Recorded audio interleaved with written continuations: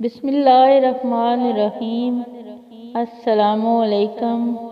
اے اللہ، اے ہمارے رب، ہم بھٹکے ہوؤں کو راہ پر لے آ۔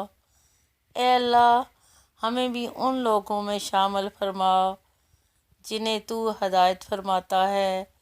اے اللہ، ہمیں ایسی زندگی گزارنے کی توفیق عطا کر جس زندگی سے تو راضی ہو جائے۔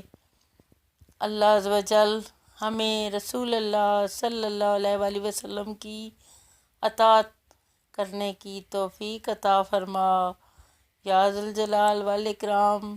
یا اللہ، ہماری دعائیں اپنی شان کے مطابق قبول فرما۔ آمین یا رب العالمین۔